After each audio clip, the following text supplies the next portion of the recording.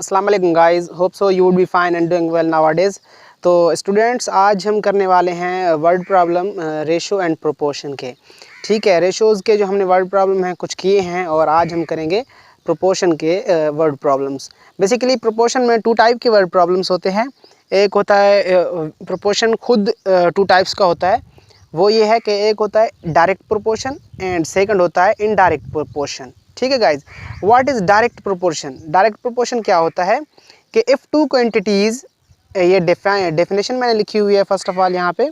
If two quantities are related with each other in a such way that one quantity is increasing the other one is also increasing in the same ratio, it's called direct proportion.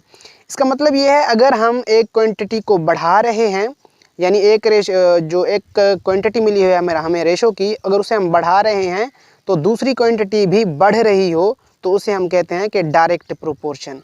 For example, हम example ले लेते हैं यहाँ पे। अगर हमने एक pencil, जो ये हमने फॉर एग्जांपल पेंसिल लिख दिया, ठीक है गाइस, ये पेंसिल है और उसके बाद हम लिख रहे हैं अमाउंट ऑफ मनी। ठीक है गाइज, अब ये है कि हमारे यहाँ अगर एक पेंसिल मिल रहा है 10 रुपये में, ठीक है, ये हो गया हमारी एक क्वांटिटी है पेंसिल की, वो एक पेंसिल मिल रही है हमें 10 रुपये में। ये बीच में हमारे यहाँ पे साइन होता है रेशो का, ठीक है। तो हमें ये बताएं कि 3 पेंसिल कितने रुपए में मिलेंगी।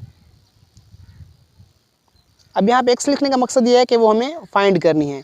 यहाँ पे एक्स वाई जेड कोई भी आप लिख सकते हैं, ठीक है गाइज। तो हमें ये कह रहा है कि हमें अगर एक पेंसिल मिल रही है 10 रुपये की, तो 3 पेंसिल हमें कितने रुपीज़ में मिलेंगी। अगर हम ये देखें कि अगर एक पेंसिल का अमाउंट 10 रुपये है तो 3 पेंसिल का अमाउंट ज़ाहिर है वो 10 रुपये नहीं होगा और ना ही कम होगा, वो बढ़ेगा। ठीक है गाइज, अब ये देखते हैं 3 रुपये मतलब कि 3 पेंसिल का अमाउंट हमें क्या मिलता है। फर्स्ट ऑफ ऑल तो ये समझ लें कि जो मैंने अभी कहा है कि अगर एक क्वांटिटी बढ़े तो दूसरी, एक क्वांटिटी के बढ़ने से दूसरी क्वांटिटी अगर बढ़ती है तो उसे हम डायरेक्ट प्रोपोर्शन कहते हैं। अब ये देखें, हमारे यहाँ नंबर ऑफ़ पेंसिल कितनी थी? एक थी, वो थी 10 रुपये में। अब हमारे नंबर ऑफ़ पेंसिल कितनी होगी? 3 हो गई। तो क्या ये बढ़ेगा? जो हमारी अमाउंट ऑफ मनी है वो अगर बढ़ रही है तो ये हमारा डायरेक्ट प्रोपोर्शन है। अगर वो कम हो रही है तो हमारा ये क्या है? इनवर्स प्रोपोर्शन होता है, जो सेकंड टाइप है प्रोपोर्शन का। तो अब हम देखेंगे कि अगर एक पेंसिल की अमाउंट 10 रुपये है तो जाहिर है, ये कॉमन सेंस की बात है, 3 पेंसिल की जो अमाउंट होगी वो बढ़ेगी। तो इसका मतलब है कि ये हमारा किस में आ गया? डायरेक्ट प्रोपोर्शन में आ गया। तो डायरेक्ट प्रोपोर्शन में ये होता है कि दोनों ही जो हमारे यहाँ अरो होते हैं, यहाँ पे इसको सिर्फ शो करने के लिए या तो ऊपर की तरफ होने चाहिए, ठीक है, या दोनों नीचे की तरफ के होने चाहिए। ठीक है, मतलब इनके अरोज़ की जो यूँ कहूँ कि डायरेक्शन है वो एक ही तरफ होनी चाहिए। अगर हम ये ले रहे हैं तो इन दोनों को ही ऊपर, इनका जो एरो है, निशान है, वो ऊपर की तरफ हो।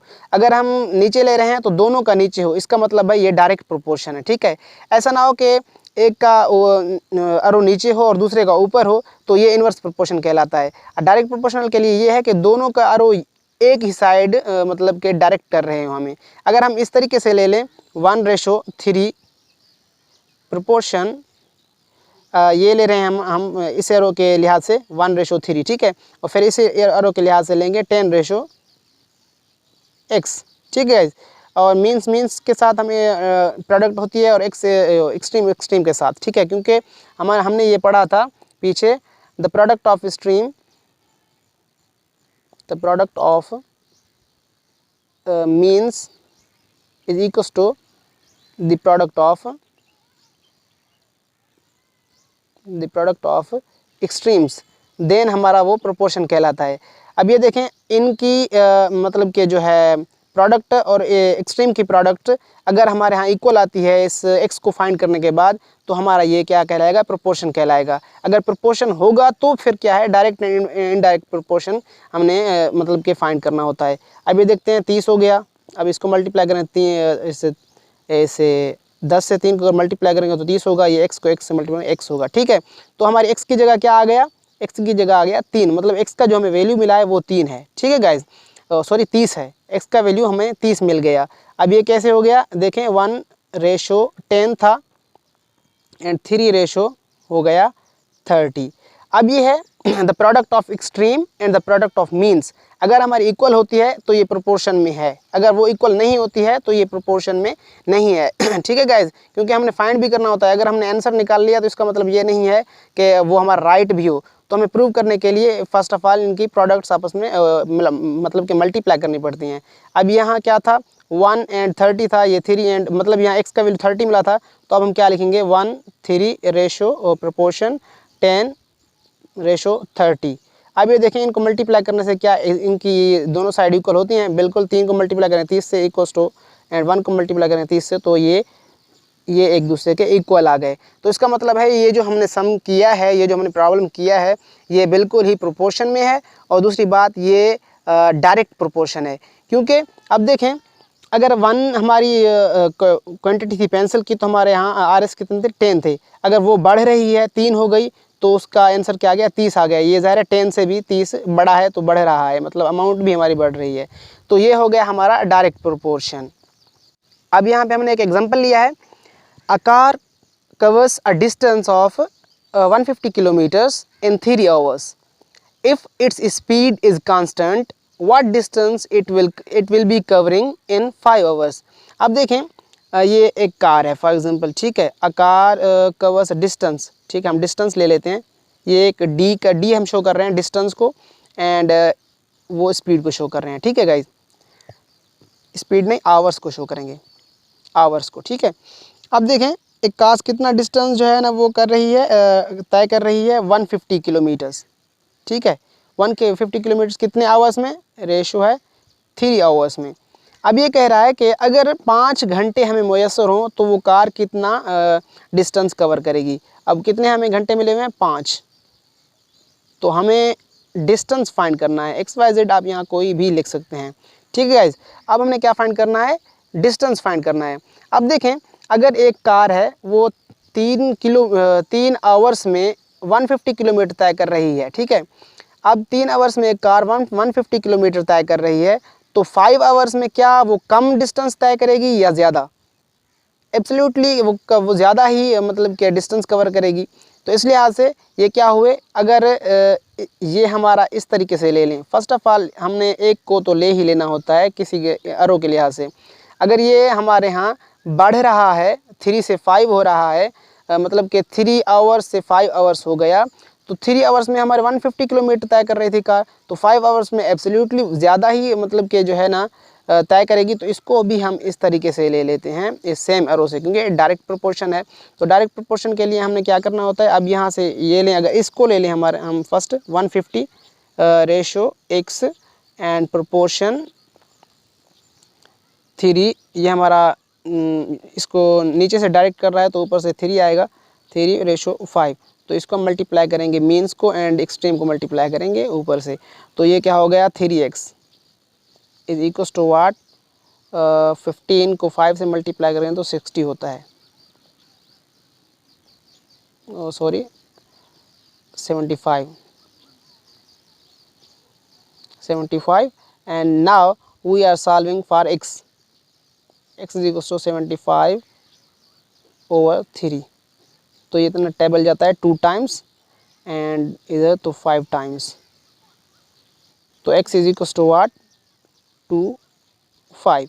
अब हमें ये पता चल गया कि ये जो हमने x की वैल्यू ली है, x की वैल्यू है हमारे यहाँ वो 250 किलोमीटर है। 250 किलोमीटर वो 5 आवर्स में तय करेगी।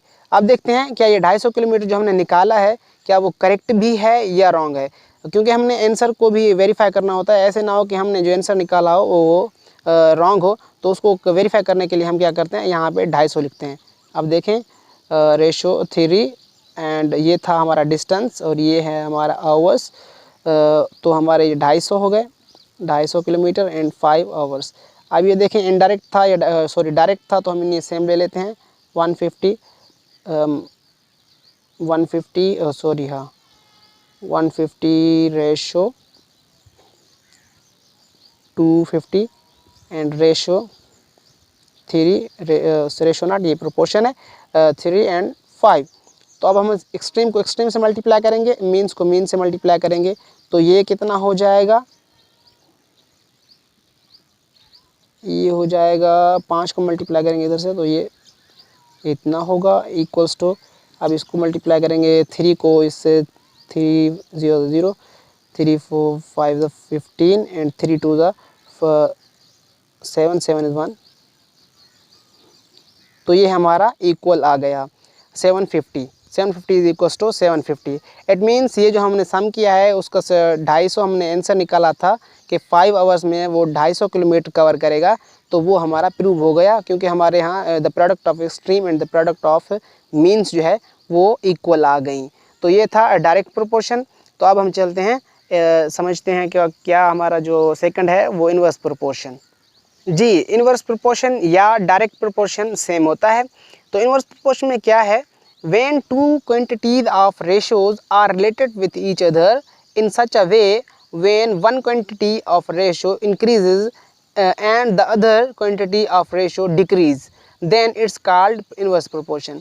बेसिकली इसका मकसद ये है कि अगर हमारे यहाँ जो एक क्वांटिटी दी हो वो बढ़े और दूसरी क्वांटिटी क्या है कम हो, तो हम उसे इन्वर्स और इनडायरेक्ट प्रोपोर्शन कहते हैं। फॉर एग्जांपल अब हम यहाँ देखते हैं कि एक बंदा है जो हाँ ये यूँ कह लें कि मैन, यहाँ मैन लिख लेते हैं हम और यहाँ लिख लेते हैं वर्क लिख लेते हैं। ठीक गाइस, एक यहाँ पे 2 बंदे हैं जो काम करते हैं 10 दिन में। ठीक है, अगर हमारे यहाँ 5 बंदे हों या यूँ कह लें 4 बंदे हों, तो वो कितने दिन में काम करेंगे। ठीक है गाइस, अब ये देखते हैं कि ये इन्वर्स प्रोपोर्शन है या डायरेक्ट प्रोपोर्शन है। अब ये देखें, 2 बंदे अगर हमारे यहाँ 10 दिन में काम कर रहे हैं तो 4 बंदे हो गए, ये बंदे बढ़ गए। पहले 2 बंदे क्या कर रहे थे, 10 दिन में काम कर रहे थे, अब 4 बंदे हो गए। 4 बंदे ज़ाहिर है कम कितने दिन में करेंगे, कम जो हमारा डेज हैं वो कम हो जाएंगे। ज़ाहिर है बंदे ज़्यादा हो गए तो हमारे डेज कितने होंगे, कम होंगे। तो इसलिए आज से ये बंदे बढ़ रहे हैं और ये हमारे यहाँ डेज क्या है वो कम हो रहे हैं। तो इसका मकसद है ये इनडायरेक्ट प्रोपोर्शन है, मतलब अरोज़ जो है हमारे वो डिफरेंट होंगे, दोनों की ये जो डायरेक्शन है वो सेम नहीं होगी। अगर डायरेक्शन सेम नहीं होगी तो इसका मतलब है वो इनडायरेक्ट है। ठीक है गाइज, अब यहाँ लिखते हैं 2:4 एंड प्रोपोर्शन x:10। अब एक्सट्रीम से मल्टीप्लाई करते हैं और मीन्स को एक्सट्रीम से, मीन्स को मीन से मल्टीप्लाई करते हैं। तो अब देखें 2 ये कितना हो जाएगा, 20 हो जाएगा। 20 इक्वल्स टू 4x एंड 4 इधर आएगा तो क्या होगा, x इज इक्वल्स टू वाट, 5। तो इसका मतलब है हमें जो x का वैल्यू मिला वो 5 मिला। अब देखें, जो 2 बंदे थे वो काम कर रहे थे 10 दिन में, अगर 4 बंदे हो गए तो वो काम कर रहे हैं कितने दिन में, 5 दिनों में। अब हमने वेरीफाई करना है कि ये हमने जो आंसर निकाला है x 5 है, 5 डेज़ रिक्वायर्ड होंगे अगर 4 बंदे, तो वो क्या यूँ कहें कि क्या वो वैलिड भी है या वो हमारा राइट भी है।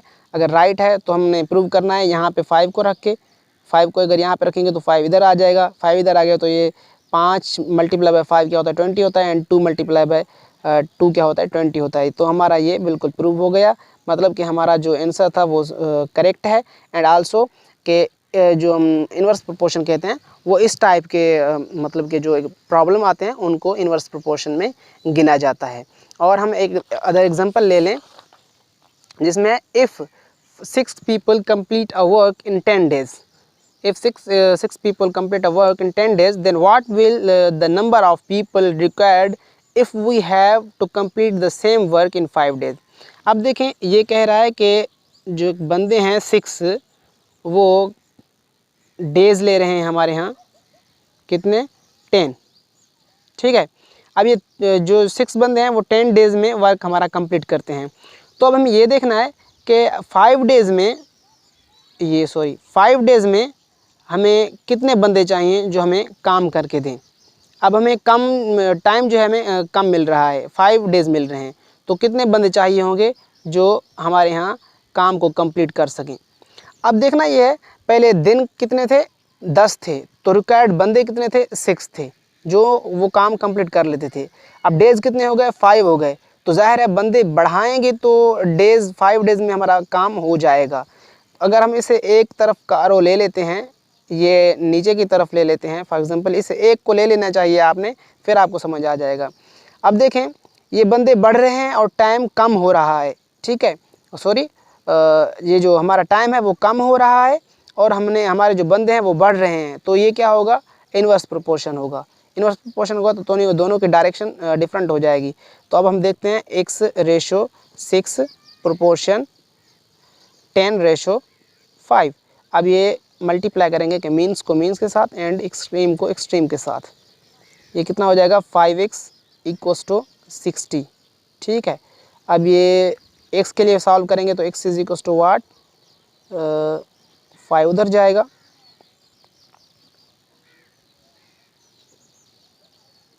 1 टाइम, इधर जाएगा 2 टाइम। तो हमारे यहाँ जो x का वैल्यू मिला वो मिला 12। मतलब 10 अगर दिन थे तो 6 बंदे काम कर लेते थे। अगर हमारे यहाँ दिन 5 हो गए, हाफ पे कम हुए, तो हमारे बंदे क्या है, हाफ पे बढ़ गए। यहाँ पे हमारा आ गया 12। तो हमारा रिक्वायर्ड नंबर था x का जो, वो था 12। अब देखते हैं क्या ये 12 जो हमने निकाला है क्या वो राइट भी है या नहीं।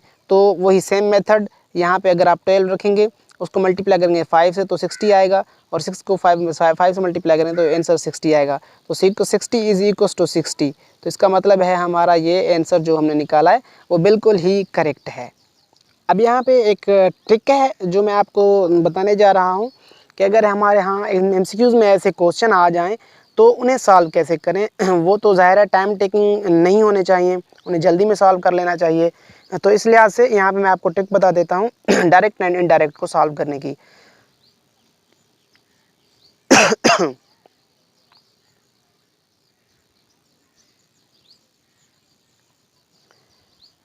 वो बेसिकली ये है कि अगर आपको पता चल जाए कि ये डायरेक्ट है या इनडायरेक्ट है, तो फर्स्ट ऑफ ऑल आपको ये फाइंड करना होगा कि ये डायरेक्ट है या इनडायरेक्ट होगा प्रोपोर्शन। अब देखें अगर 6 डेज़ में हमारे यहाँ रिक्वायर्ड हैं 14%, ठीक है, 14% हमारे काम कर लेते हैं 6 डेज़ में, तो 10% कितने डेज़ में काम करेंगे।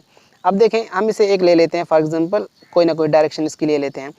तो अब ये देखें 6 दिन में अगर 14 बंदे काम कर रहे हैं तो कितने दिन में 10 बंदे काम करेंगे। जाहिर है 10 बंदों को काम करने के लिए 14 बंदों का 10 बंदों को काम करने के लिए तो डेज जाहिर है रिक्वायर्ड हैं कुछ ज़्यादा। तो इसका मतलब है अगर ये हमारा इस तरीके से हमने इसको डायरेक्ट किया है तो ये अब क्वांटिटी के डेज़ की क्या है वो बढ़ रही है और 14 से ये % जो है वो कम हो रहे हैं। तो इसका मतलब है ये इनडायरेक्ट है। अगर अब देखें अगर ये इनडायरेक्ट है तो इसका मतलब है हमें यहाँ ये लिखने की ज़रूरत नहीं है, जैसे कि 6/x प्रोपोर्शन 10/14, ठीक है। अब देखें अगर इनका अरो जो है वो डिफरेंट है, डिफरेंट डायरेक्शन को शो कर रहा है, मतलब जो हमारी मिली हुई है रेशो वो इनडायरेक्ट प्रोपोर्शन है, तो हम इसे डायरेक्टली ही सॉल्व कर सकते हैं। इसको इसके साथ मल्टीप्लाई करें, ठीक है, एंड 10 को x के साथ मल्टीप्लाई करें। अब ये देखें इसको अगर हम मल्टीप्लाई करेंगे तो क्या आ गया, 6 4 24 आता है, ठीक है, 6 1 1 एंड 20 सॉरी 8 आएगा, ये 8 आ गया तो इक्वल्स टू क्या होगा 10x हो जाएगा। अब ये 10 इधर मल्टीप्लाई के लिए आएगा, x के लिए सॉल्व करेंगे तो क्या आएगा 84/10। अब ये से हम सॉल्व करेंगे तो क्या आएगा 8 4 10। तो हमें कुछ इस तरीके से रिक्वायर्ड हमें जो मतलब कि मिलेगा, तो वो इस तरीके का टाइम मिलेगा हमें जो हमारा 8 दिन एंड कुछ आवर्स कहलाएगा। ठीक है गाइज, तो ये हमारा था ट्रिक। अगर हमारे यहाँ इन्वर्स प्रोपोर्शन में है तो वो हम डायरेक्ट ही यहाँ पे मल्टीप्लाई कर सकते हैं। अगर हमारे यहाँ डायरेक्ट प्रोपोर्शन में होते, अगर दोनों का एरो जो है वो सेम होता तो उसके लिए हमने क्रॉस मल्टीप्लिकेशन करना था। ठीक है गाइज, तो ये था ट्रिक आपके लिए जो आप MCQs में यूज़ कर सकते हैं। अगर हमारे यहाँ दोनों एरो का डायरेक्शन सेम तरफ हो, सेम साइड हो, तो हम वो डायरेक्ट प्रोपोर्शन कहलाते हैं, उनमें क्रॉस मल्टीप्लिकेशन होती है। अगर दोनों का एरो जो है वो डिफरेंट मतलब के डायरेक्शन में हो तो वो दोनों को आप सिंपली डायरेक्ट ही मल्टीप्लाई करके आंसर सॉल्व कर सकते हैं। ओके गाइस, इंशाल्लाह तो हम जो है नेक्स्ट लेक्चर में नेक्स्ट टॉपिक पढ़ेंगे इंशाल्लाह जो हमारे आउटलाइन में है। तो थैंक्स, अल्लाह हाफिज़।